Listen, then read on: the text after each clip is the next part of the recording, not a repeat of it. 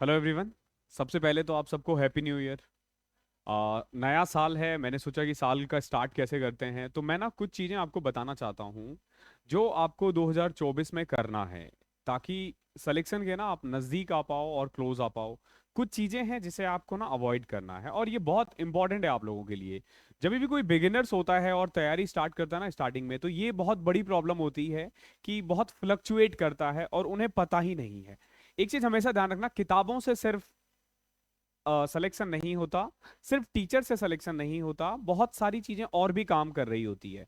अगर किताबों से ही सिलेक्शन होता तो आपको भी पता है हर बच्चा बहुत इजीली सेलेक्ट हो जाता, और सिर्फ किताबें खरीदनी होती या फिर कोर्स लेने से अगर किसी का, अगर आप उनको लग रहा है कि कोर्स ले लिया है सिलेक्शन हो जाएगा। उसके अलावा भी बहुत सारी चीजें हैं जो बच्चे गलती करते हैं, वो ध्यान नहीं देते हैं। नया साल है, आप लोगों का जो मोटिवेशन लेवल है वो बहुत हाई रहता है, तो मुझे लगा कि ये बहुत एक सही समय है आप लोगों को ये बताने के लिए कि किन चीजों को अवॉइड करनी चाहिए, ताकि आप सिलेक्शन को ना नजदीक ले पाओ, और सिलेक्शन के नजदीक जा पाओ और सिलेक्शन ले पाओ, और एक कंसिस्टेंट बने रहो। तो जो सबसे पहला बच्चा जो गलती करता है ना, वो कंसिस्टेंट नहीं है। अब देखो कंसिस्टेंट कैसे नहीं है, अगर आप 7 दिन में 5 दिन पढ़ते हो और 2 दिन नहीं पढ़ते हो ना, दैट मीन्स कि यू आर नॉट कंसिस्टेंट। एक चीज हमेशा ध्यान रखना, किसी भी चीज से आप ब्रेक लेते हो ना, वापस वहां जाओगे ना, तो आपको रीस्टार्ट करना पड़ता है।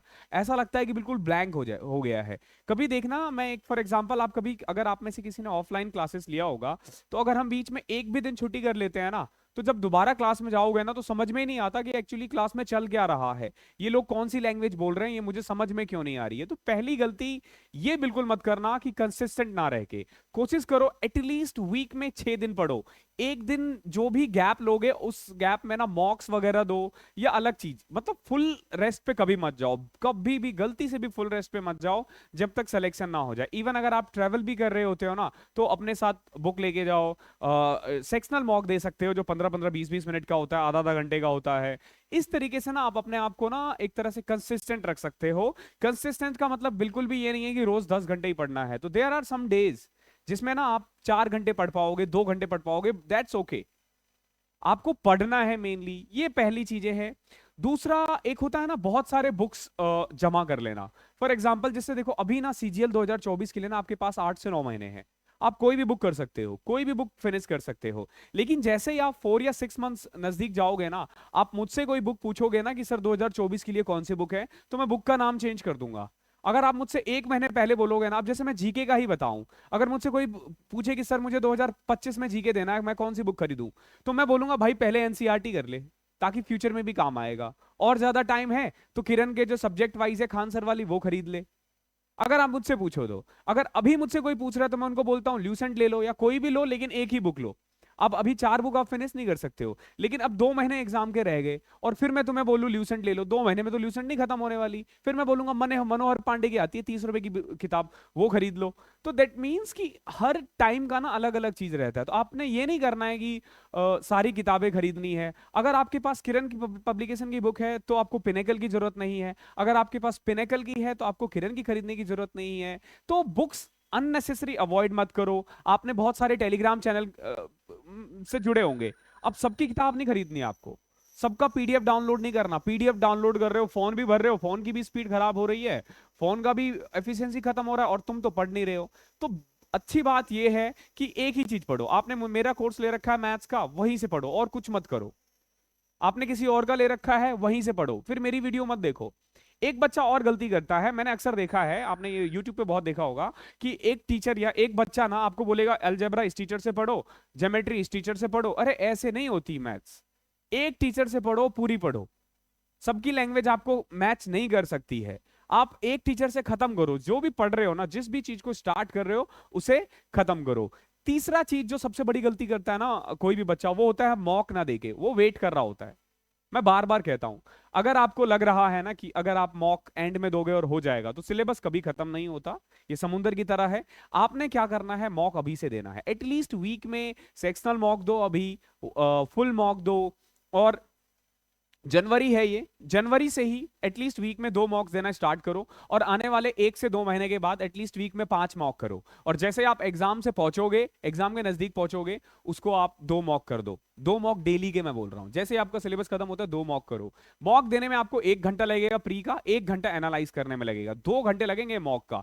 आप ध्यान रखना गलती नहीं करोगे, अगर आप एक ये चीजें करते रहते हो ना, करते रहते हो ना, तो आप सिलेक्शन के ना बहुत क्लोज पहुंच जाओगे। हम जैसों का जिनका भी सिलेक्शन होता है ना, मॉक का बहुत बड़ा रोल होता है, तो मॉक को गलती से भी अवॉइड मत करना। चैप्टर वाइज दो, सेक्शनल दो, मिला करके दो, फुल मॉक दो, मॉक अवॉइड मत करो।